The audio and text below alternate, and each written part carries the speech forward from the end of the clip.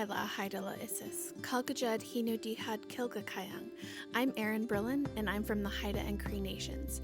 Together with my husband, Andy Everson, we have dedicated ourselves to the revitalization and preservation of our cultures. But as each month passes, our communities along the coast lose precious elders. Every time an Indigenous elder passes, gone with them is a lifetime of wisdom that is lost to the coming generations. The Next Ancestors podcast features Indigenous elders and cultural knowledge keepers who have amassed a wealth of knowledge to share with us all. Indigenous wisdom is needed now more than ever to help us navigate in these uncertain times. And through this podcast series, each episode will serve to preserve this valuable wisdom to share with the world before it's too late. We're here today with Dr. Evelyn Voyageur, and she is a fluent Kwakwala speaker, as well as she's spent over 5 decades in the nursing field, along with so many other accomplishments. And you received the Inspire Award for Health in 2018, which is a huge accomplishment. And we're just so happy to have you join us because you are such a wealth of knowledge, and we hope to capture some of that today. Thanks for being here. Thank you.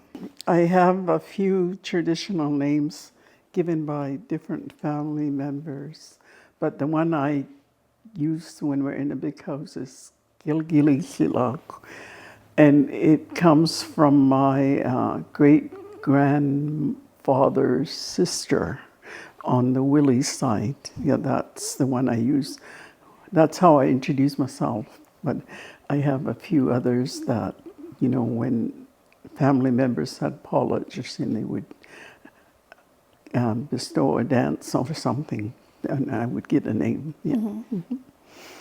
And I am from the Musqueam because of the 4 tribes within one, but I am registered in the Zawadeno, and my grandmother, my dad's mom, came from Guilford Island, and my mom's side is Zawadeno.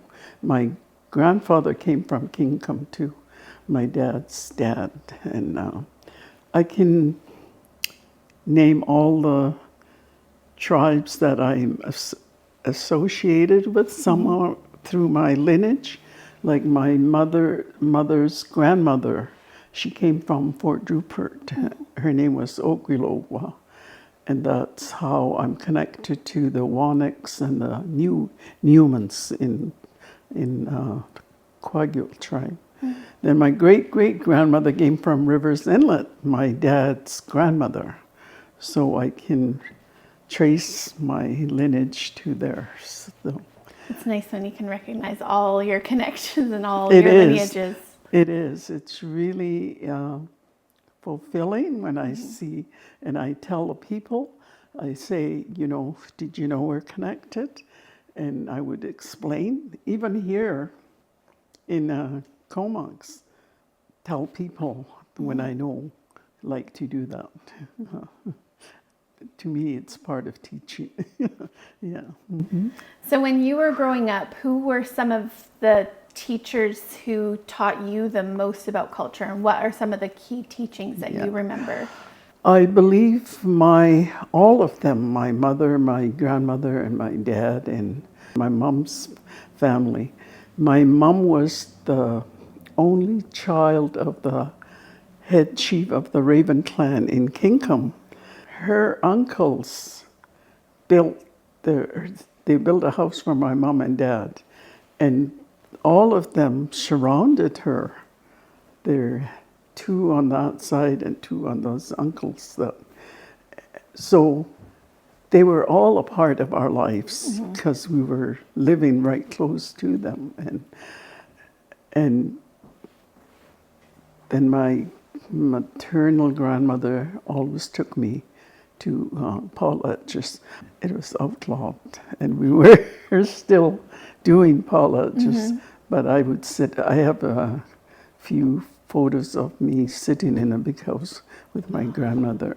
So I believe they all had a big part of the teachings, taking us to the big house and always talking to us, you know.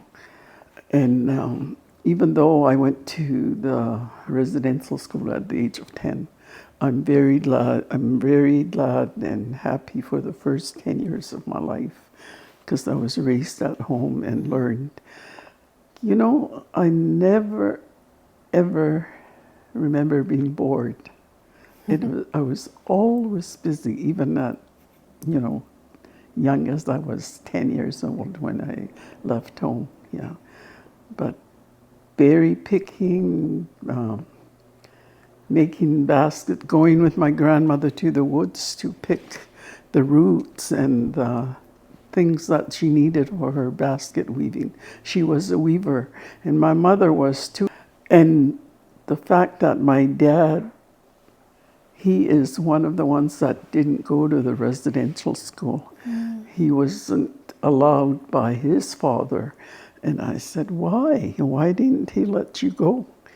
He said, he told me to look at all my older siblings, my cousins, my brothers. They came home from the residential school and they didn't know how to work anymore. Didn't know how to have the skills to do anything, you know. And that's what his dad said to him, you're not going to be like that. I don't want you to be like that. You're going to learn all these. So when the Indian agent and the cops and them came picking the kids up, his dad took him into the mountains and hid him there. So, and he left us a lot of tapes. Oh, he got a lot of tapes, and I would listen to it, especially when I was studying my PhD. I used to listen to my dad, and I really believe he gave me the courage to do the study that I did, because just listening to him and hearing the stories, and I mean, it's amazing when you just sit there and listen to the tapes, you know, yeah. My grandparents, my parents, and my mom's uncles, who were my grandfathers too, you know. I believe they all had a hand in teaching us the way of life, you know. And it was everyday part of life, you know, not only in a big house, but in the way of life outside, you know, how to honor the earth and what we did for our food and everything like that. So very lucky. I always say I'm very fortunate that I got to know and that I kept my language. yes. I used to wonder, why do I always insist on praying in my language when I'm asked to pray? Then it hit me. It's because even though I was in a residential school, I didn't forget my language. So, yeah. So are there any, say, really meaningful teachings that you still remember today and that you would like to share with us? I believe that what is lost with our children is respect and kindness. I really believe it's really not being taught to our kids. And I keep saying we need to change the education system so that these could be a part of their teachings, you know, part of learning how to be generous, how to love everybody, how to help each other, you know. Because I seen it, you know. There were some old people that didn't have any family. So one old lady, she had been married to my mom's uncle, but he passed away, and they had no kids. When her uncle died, she had nobody, and she couldn't walk. So my mom always made my sister and I go and make sure her fire's on and give her food. And in those days, we had outdoor toilets, and she used to make us go make sure that her potty is empty before it gets night, because she can't go walk outside, you know. All these things that we were taught how to help people. it's a must that children or anybody needs to learn how to help one another. And my mom was the child of the head chief of the Raven clan. And that's another thing that they used to teach us. Just because your grandfather was the head chief doesn't make you bigger than anybody else. You know, don't ever brag. People will know who you are by your actions. So that was drilled into us all the time, you know. And I seen my grandfather passed away, so the other brother, the next brother took it. He too passed away. So the third brother got the chieftainship. But I can remember him standing outside because, as I said, my parents' house was right in the midst of all her uncles. And I can see him looking up and down. I used to wonder, what is he doing? You know, just standing there. And my mom said, well, he's making sure everything is okay and that people have what they need. That's what. Just because you're a chief, you don't act higher than anybody. In fact, you look after your people. You make sure they're okay. You make sure they got the things they need, you know. I think this teaching, I don't think I know it should be passed on. Yeah. I find that there's a lot of people who sort of misunderstand the role of the matriarch. And so I want you to tell us in the most clear terms, what is a matriarch? And also, what makes a good matriarch? Well, someone who's a good teacher, I believe, is number one. Someone who really teaches the way, not demanding. Some of the teachers, no, you got to do it this way. It's wrong what you're doing. But there are some who will say, don't you think it would be easier doing it this way? Right. And then they'll show you. That's something I never ever heard in all my growing up years was, don't do that. I never heard that. I would hear, and they wouldn't say, don't do that, you're going to get hurt. I never heard those words. And they would say, just be careful. Yet osala. Those were the words I heard a lot. Yet osala. Be careful. And I believe those are the good teachings. I know that showing them how to do things is better than do it this way, you know. Yeah. Experiential is the best way to teach. It's more meaningful than just reading it and showing them how to do it. And that if they make a mistake, they can say, oh, I made a mistake. And that's okay. As Paul, my brother, always says, there are no mistakes. They're all learning, you know, learning ways. So I believe that the good teacher has the care how to do it and how to say things. Some people don't know how to bestow teaching because they're so negative. Yeah. What I hear you saying too, it makes me think that some people think that this role of matriarch means that they can be critical and criticize people, whereas it's really the opposite. You're talking about teaching with kindness and gentleness and and being gracious in that way. But we see the opposite a lot, don't we? Yes, we do, and it's sad. I was taught that way by her, you know. We all know who the by hers are, you know. It's sad because some people believe it, believe that what they heard was the truth, you know. Yeah. So in your tribes, to become a matriarch, it's a very specific role that's passed on to the eldest. Is that how it works in your tribe? That's how it works in my culture. Yeah. Well, it is usually to the older ones, but if that person doesn't have the ability,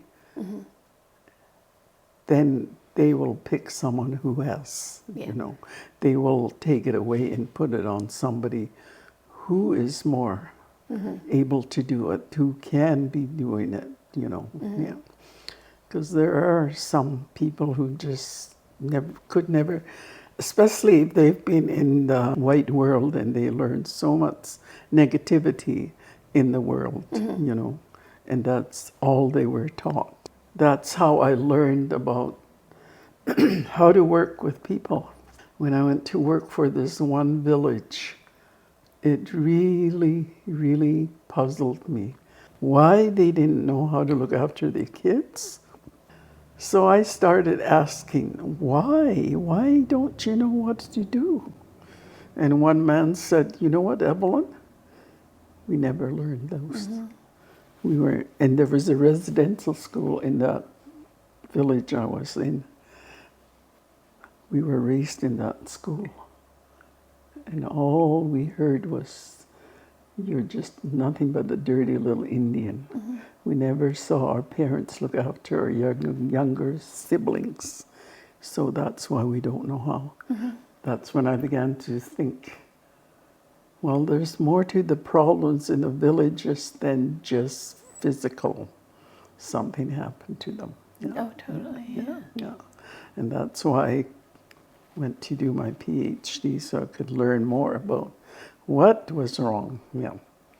Well, I found out the biggest loss was identity. Yeah. That's what happened to our people. Oh. So in Haida culture, we kind of lost a lot of our traditions, and we don't have any record of things like coming of age, for example. But I know that the coming of age ceremony and that process is something that you guys have never stopped doing. Can you tell us a little bit about the coming of age for women? Yeah, we lost it for a while too, because of the outlawing of our. Molina was the first one that experienced it. Oh, really? Yeah, when we wow. returned it, yeah. Her mom, Carla, and Mike, who did the study, and I sat with Billy Bird's mom when I started wanting to know the full things. I sat with her and I asked her, well, why did they do those things? And she said, well, it was to prepare the girls. You know, it was very, very serious to us that the girls stayed kind, nice, pure until they got married. Each tribe may do it a bit differently because I know the Fort Rupert did it longer. We do it for 4 days. The young girl is put in seclusion for 4 days, and the only ones with her are the matriarchs, the wise teachers of her clan, and they're with her day in and day out, and they're teaching her, they're talking to her, and every morning for 4 days she's taken into the water, cold bath every day. and then she goes back into and she's curtained off darkness. I said, why is it dark? Why did they not let her have light? She said, I'm 85, she said to me. And my eyesight's still good, she said. It's to help with the eyesight? Yeah. To stay good? Oh, yeah, interesting. she said it's to retain our eyesight. Then I get back to my mom, and my mom was 99 when she passed away. And we took her to an eye doctor, and the doctor, can you ask her if she can really see? Because Mom didn't speak English. So we asked Mom, Dokla Milasa. And she said, oh yeah, I can see. The only thing I can't see is when I'm working with dark colors like knitting or crocheting. That's the only thing I can't see good. But otherwise, my vision is okay. And the doctor said, unbelievable. No kidding. Unbelievable. Her cataracts are so cooked, she shouldn't be seeing anything. Wow. And I thought, well, she went through that darkness. Wow. Yeah, so it was to retain their eyesight there when they got older. Another thing I asked was, well, they tie with goat wool, tie the chest and the arms and the waist and the feet.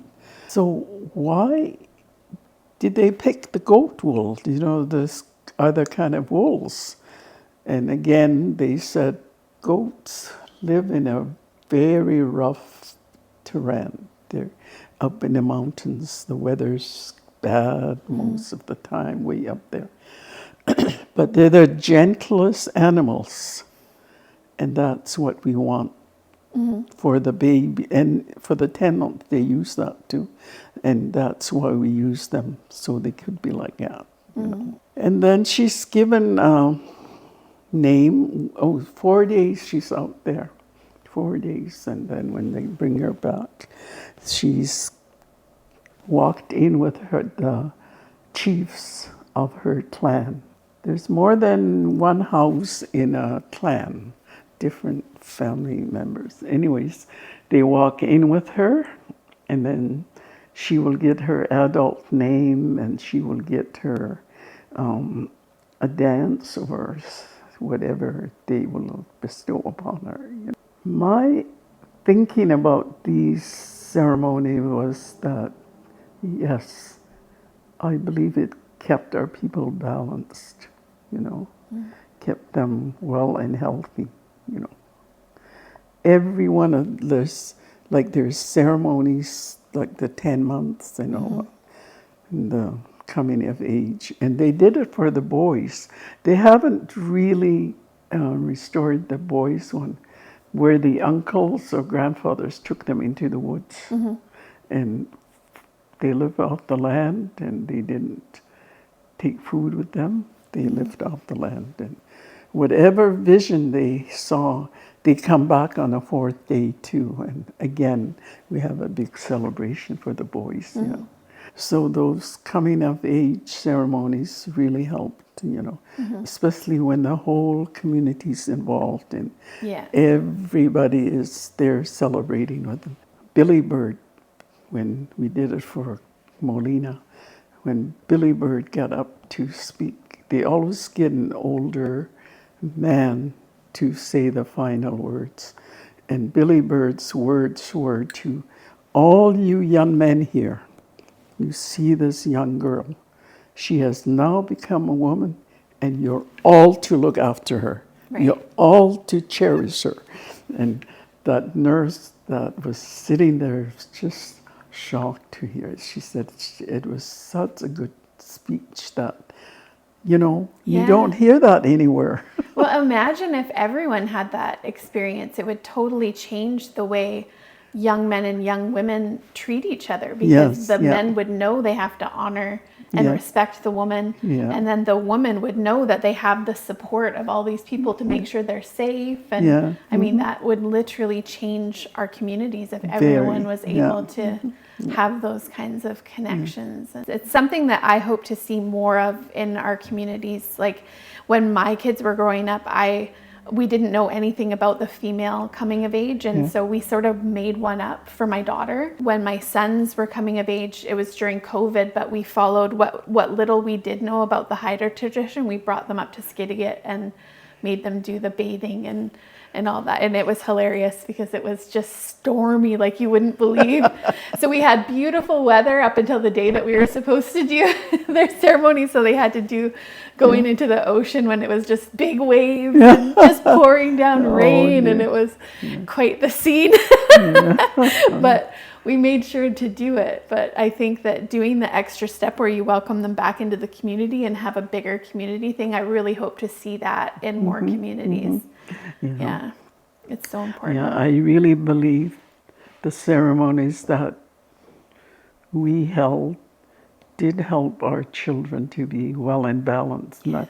Like the placenta when you bury this placenta. Well, why are you so fussy? Why do you need the sun and the grass? And my teacher said, well, it's going back to Mother Earth, and the grass, where the grass grows nice and green, and the sun shines upon it, they're going to be balanced in life. You know, that was the words that was said to me. So That's good to know. I buried my placenta and I didn't really know why. I just did it. yeah, You've worked as a nurse for most of your life, but what I know about you is that you also have so much knowledge about traditional healing and traditional medicine. So if you can tell us how you've managed to kind of walk in both worlds, and you have this very Western knowledge and traditional knowledge, but you've been able to kind of blend those. blend them. Yeah. I don't really believe the Bible teachings, because I guess the reason why is because when we were in a residential school, it was so negative, like God was not a good God. Yeah. If you don't do this, God's going to send you down hell and burn. So I never really, I guess I didn't appreciate the way that we were taught, because when you think about it, our people always knew there was a God. Always. Christianity didn't bring it to us. Our people always prayed, no matter what they did. No matter what they did, they thanked the Creator. And when you think about it, we don't have a word for devil in our language. No. I guess took the good part of the white world and learned and compared it with ours, you know. Getting educated the Western way was challenging because of the racism, but I felt sorry for them because they didn't understand us, you know. They didn't really know our history, our stories, and I believe that's where it all comes from, even today. When I became a nurse, I saw the inequality of care in our healthcare. Yeah. A lot of it was misunderstanding. A lot of it was lack of knowledge of what we are. And I always say today, oh, too bad you didn't learn about us first before you judged. Yeah, and said we were heathens. Our world would have been more healthier, we could have gotten along better if they learned, like, we had our own spirituality. Yet they chose to say we were heathens because we didn't have a church, you know. But our people were more spiritual than them. Whenever we had fish or animals to eat, we always returned it to the water or to Mother Earth, telling them, you know, thank you for coming to our table. Go back and replenish and come back again. You know, we gave thanks like that, but they didn't know that. They just said we were worshiping these totem poles instead of really finding out how we are. No matter where I worked, I tried my best to educate everybody. 14 years from the day we walked into that office to the dean to change her curriculum, they phoned me and said, do you still have that paper? I said, yes. And could you come? We're going to have a meeting. We're going to start doing it, you know. So they stayed 14 years. Anyways, they started including some of the things that we said they need in a curriculum. And UVic has a few, but North Island College is way ahead of anybody, you know. We take the students to the villages and they live with the people and learn about them. We take them to the big house here, and they've come a long ways, but still, we're still way behind. But they are beginning to listen and But we need more. We need more inclusiveness of our way of life into the education system. And I keep saying that to them. I'm going to march into the government and say that to them. Yes. Yeah. I'm all But for that's how I combine to live in the two worlds, is educate them and teach them more. And then be open to their ways too. But if you know it's not good for our people, then tell them so. And that's because they treat the symptom. They don't treat the cause, Yeah. you know. And that's still something they don't seem to understand. They don't know how to treat the cause. It's just surface they treat it. And until that changes, our health will never get better, you know. From what I've read about the work that you've done, that you believe that participating in culture is a form of prevention. Oh, it is. Like I said, all the ceremonies that our children go through, you can tell the difference between very different, you know. Those girls are well behaved, and they've gone through, all four of them went through the coming of age, you know. It is a must. It is a real must to bring back to our children, you know, the ceremonies, way of teaching, you know. Yeah. Cultures are always evolving and changing, and we grow and change as time goes on. But do you think there's certain parts of our traditions that should remain the same, like things that we shouldn't deviate from, that we really need to adhere to the tradition? I believe our ceremonies should stay the same, because we didn't just make them up. They've been here eons and eons, and there are reasons why they were put there. We didn't just say, oh, this looks so good, let's do it this way, you know. But our old people have done it, you know, and there's stories behind all these things that we do. And it was for the benefit of our people, you know. Can you think of any misconceptions that you see happening with our own people kind of not really understanding the way certain things work in our culture? Like, is there things that you can think of that you'd like to be corrected? I can name a few. I'm going to give Andy's apology as an example. It was so meaningful because we knew where the dances came from, who it came from. Yeah, the lineage. All that, it's history. There is a family that's not doing that. Yeah. And there's 2 Hamatsas in her family, and we're all wondering, where did they come from? Because the father of one, they've never ever had a Pollock in the lineage. You know?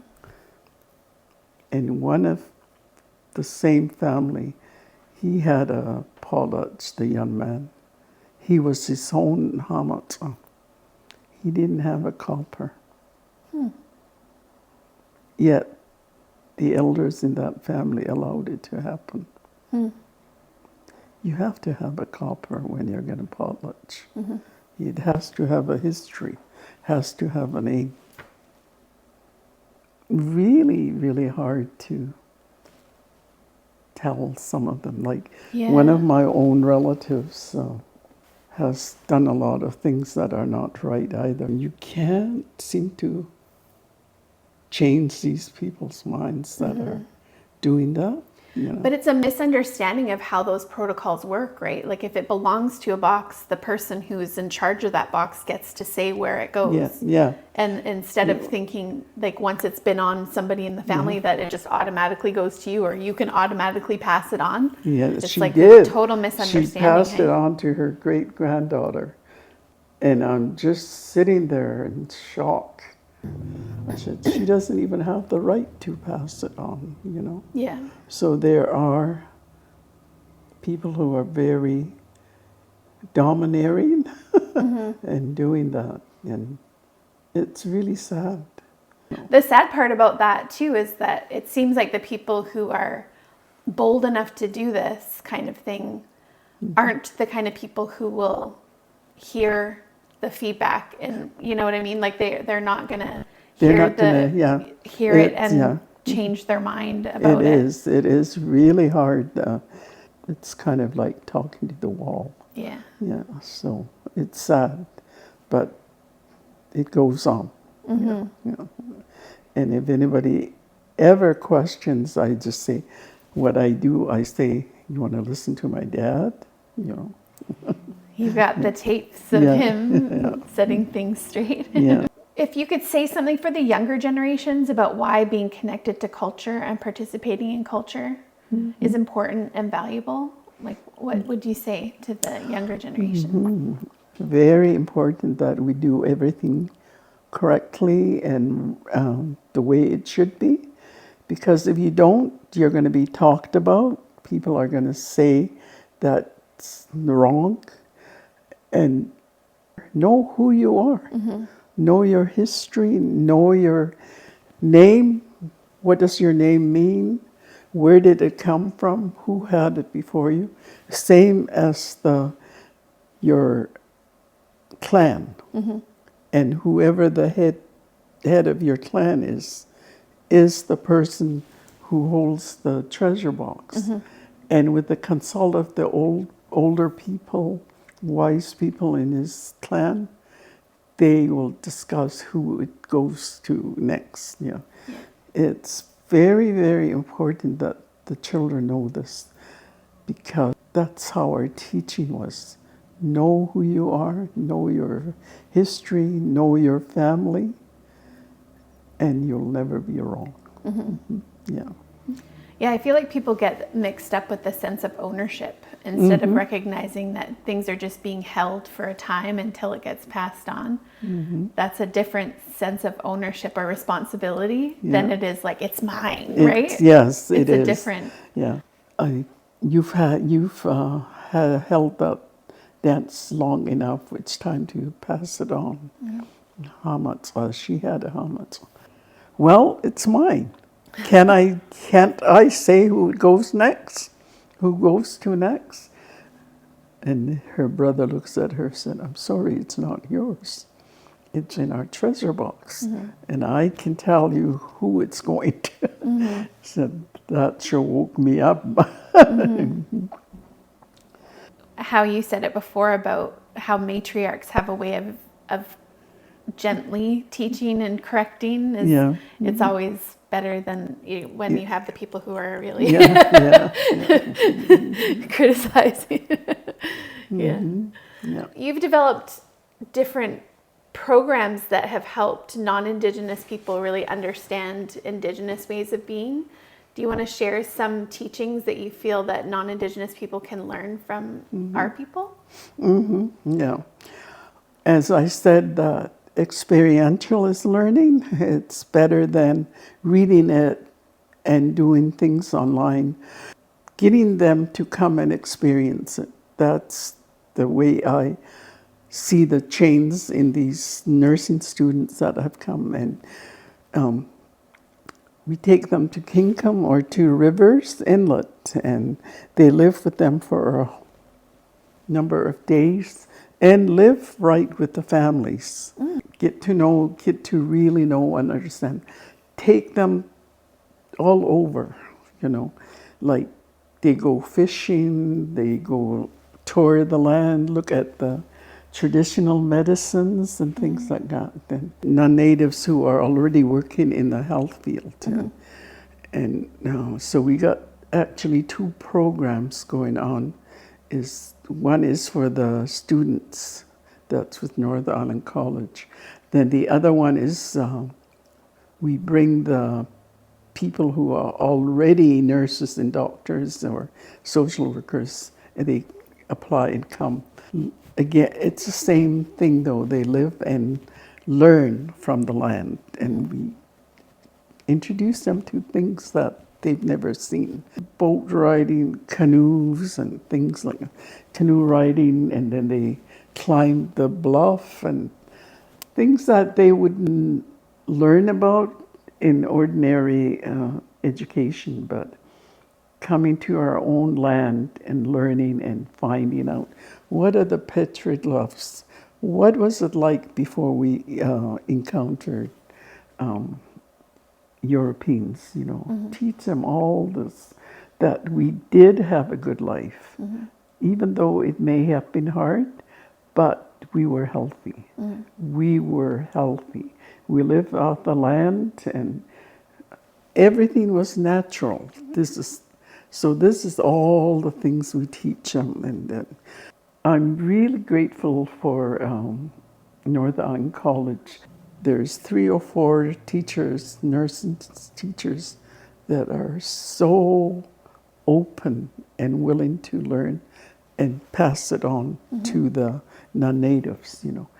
It is unbelievable, the changes in these people. This lady came and she said, "Evelyn, do you remember me?" I said, "No, I'm sure I don't." And she crouched down right beside me and she said, "I'm one of the first students you took to Rivers," she said to me. "And I just want to thank you for all the teachings." By this time, tears was running out of her. She said, "I learned so much.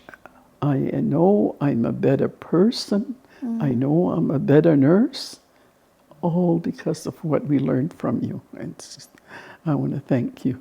And Yvonne said, "Thank you. Thank you for telling Evelyn all that. She loves to hear her success stories." But that was only one. A lot of the students that I have met and don't remember because there's so many of them have all changed. You know, they say, "I transformed. Something happened to me," you know. Yeah. That's so rewarding, hey? Yeah, it is. It is. Yeah. So when I get asked, "Well, when are you retiring?" I say, "When I'm no more," or when all the schools change in Canada. Yes. Yeah. Well, thank you so much for your time. It was amazing to be able to sit and talk with you and have you share some of your knowledge with us. I really appreciate it. Okay, thank you. And when you got it going, let me know. Yeah, I can send you a copy. Yeah. Thank you.